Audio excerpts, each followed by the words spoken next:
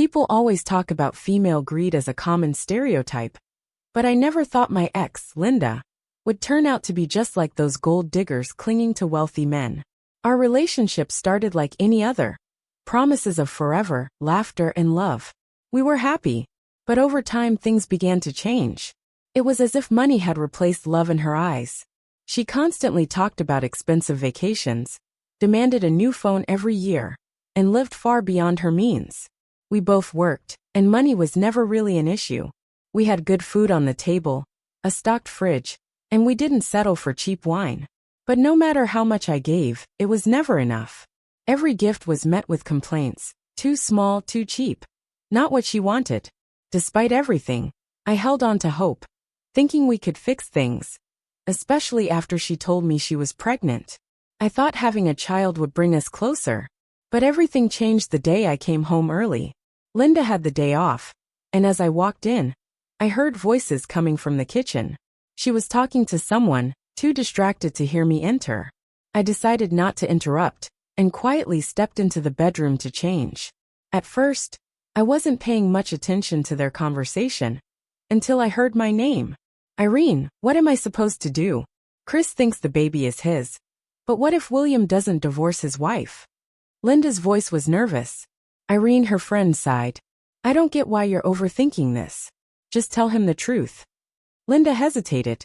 Well, if William gets a divorce, then I'll tell Chris. Are you even sure it's his? Irene asked, uncertain. Linda's answer was shockingly casual. Of course. You remember how he was all over me at that corporate party? One thing led to another, sauna, champagne. And he swore he'd leave his wife for me. That was all I needed to hear. I stepped into the kitchen, and the room fell silent. Irene quickly grabbed her things and left without a word. Linda's face turned beet red. She looked like she was about to explode. Well, I said, keeping my voice steady. Care to explain? For the first time in our relationship, Linda had nothing to say. And in that moment I knew, our story was over. She said the baby was his. That was all I needed to hear. We've got nothing left to talk about. I told her, my voice cold and final. The apartment, the car, all of it is mine. I bought them before we even got married. So pack your bags and go back to wherever you've been sleeping with your boss. The divorce was finalized within a month. For a while, it wasn't easy. Years of living together don't just disappear overnight. But little by little I moved on. I embraced my new life, focused on work, and even got promoted. Eventually, I started feeling good about the divorce. It was like my life was finally moving forward. Then for months later, Linda showed up again. At work, of all places. I walked into my office after lunch, and there she was, pregnant, mascara running down her face, looking like a complete mess. What do you want? I asked, already irritated. I never expected her to be foolish enough to come crawling back. But there she was. Please don't be mad, she whimpered. We've been through so much together. And I'm carrying your baby. I almost laughed. Really? I said. Because that's not what you were saying in the kitchen. She hesitated. Oh, I was upset, okay? I wasn't thinking straight. Hormones, you know how it is. I shook my head. Linda, when you were sneaking around in his office, you weren't thinking about me then either.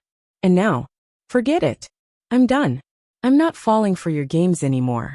I kept my tone firm, like I was talking to an employee who had already been fired. She tried to backpedal, scrambling for excuses, but I shut it down. I never asked for anything during the divorce, she said desperately. Yeah, well, that's your problem now, I replied. Here's what's going to happen. You're leaving, and you're not coming back. This is my life now. If you decide to have the baby, we'll do a DNA test and go from there. But we are never getting back together. What followed was weeks of chaos. She stirred up drama, causing a scene at work, making a spectacle of herself. Then she gave birth. And of course, the DNA test proved what I already knew. The child wasn't mine. I blocked her on everything. No more calls, no more pleading, no more lies. Turns out, her boss William had given her some cash and sent her packing. He fired her too. He paid for the DNA test, but he made sure he was legally untouchable. No alimony, no child support, nothing.